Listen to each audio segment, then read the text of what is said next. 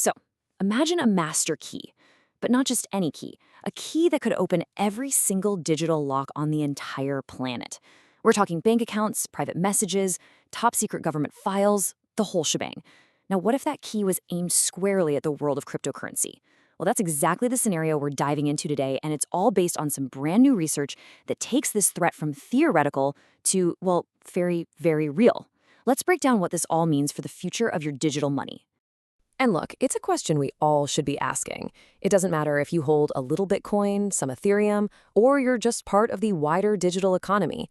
The security of all these assets, it rests on a kind of cryptographic promise.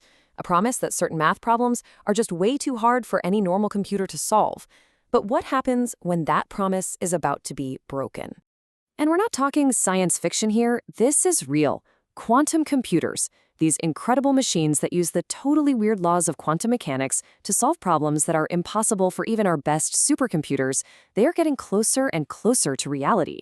Yeah, they promise to revolutionize medicine and material science and so much more, but they also come with a pretty serious dark side. And this is that dark side. The very cryptography that protects our digital world, those complex locks that secure everything from your email to the entire multi-trillion-dollar crypto market, well, it was never designed to stand up to a machine like this. For a quantum computer, these locks aren't just pickable. They can be completely shattered in an instant. So let's get right into the specifics of this warning. It comes from a really detailed new white paper, co-authored by researchers from some heavy hitters: Google, the Ethereum Foundation, and Stanford. And they aren't just sounding a vague alarm. They're painting a much, much clearer picture of just how close this threat actually is. The researchers use some very specific, very powerful language here: a singular discontinuity. So what does that even mean? Well, it means this isn't just another step in the usual cat and mouse game of cybersecurity. No, this is a complete break from the past.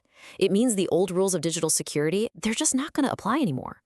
Everything we've built our digital world on for the past few decades could become totally obsolete, practically overnight. You know, for years the thinking was that a quantum computer powerful enough to break crypto was decades away, a problem for our kids to deal with. But this new research completely throws that out the window.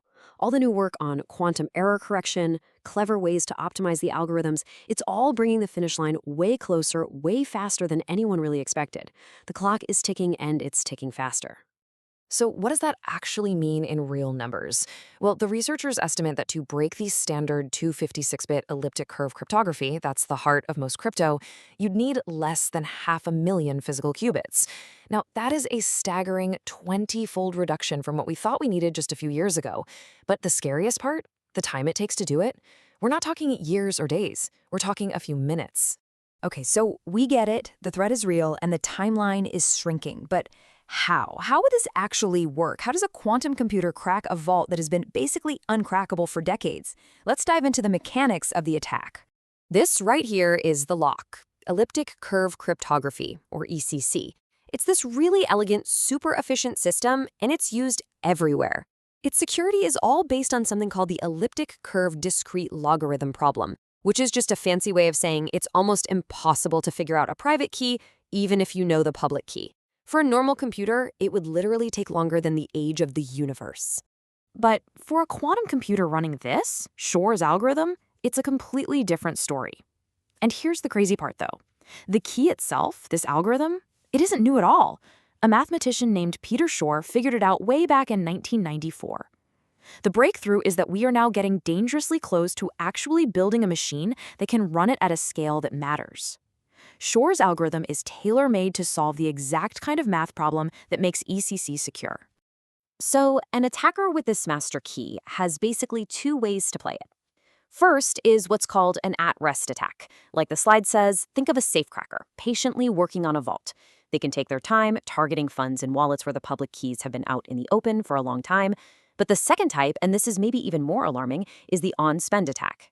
This is a high-speed highway robbery, a real-time heist where the attacker strikes the exact moment you try to make a transaction. And this chart, wow, it really shows you just how insane this race against time is. With Bitcoin, the average block time is about 10 minutes. That's the window. The research estimates a quantum computer could crack your private key in around 9 minutes. That gives an attacker a very real, about a 41% chance of stealing your money by creating their own fake transaction before yours even gets confirmed. It just completely dismantles that old idea that a quantum computer would be too slow for an active theft. All right, but here's where it gets really scary. This isn't just a Bitcoin problem happening in a vacuum. It is a systemic risk, one that threatens to set off a cascade of dominoes across the entire digital asset ecosystem. You know, while Bitcoin gets a lot of the headlines, that same fundamental cryptographic lock, ECC, is used absolutely everywhere. Ethereum, Solana, you name it. And in a lot of ways, the more complex systems that are built on these other blockchains are actually even more vulnerable. To really get the scale of this risk, just look at one platform, Ethereum. We're not talking about one single vulnerability here. We're talking about 5 totally distinct ways things could go wrong.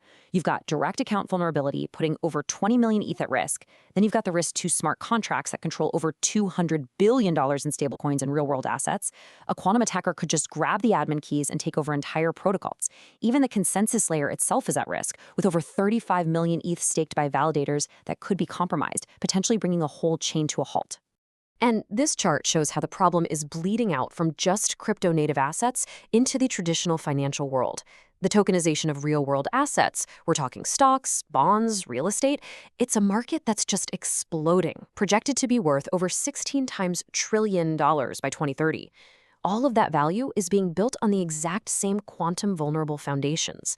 The stakes are getting, well, frankly, they're becoming too big to fail. Okay, so after all that doom and gloom, you're probably thinking, are we just done for? But the good news is there is a solution. We aren't helpless. A new generation of cryptography is ready to go, but getting it implemented is a massive race against time. And it's definitely a marathon, not a sprint. The solution is called Post-Quantum Cryptography, or PQC for short. These are basically new types of digital locks, and they're built on different kinds of math problems that are believed to be hard for both regular and quantum computers to solve. This is the essential upgrade the entire digital world needs to make. Now, the path forward involves 3 huge steps. First, the global community has to agree on and standardize these new PQC algorithms. That process is already happening, which is good. Second, every single blockchain out there needs a major core software update to support these new standards. And third, and this is the really hard part, every single user has to actively migrate their assets. You, me, everyone. We have to create a new quantum-safe wallet and physically send our funds to it. And that right there is the catch. This isn't like a simple app update on your phone. This is a coordinated global migration of trillions of dollars in assets. It requires getting consensus in these decentralized communities, which, as you might know, can be incredibly difficult to do.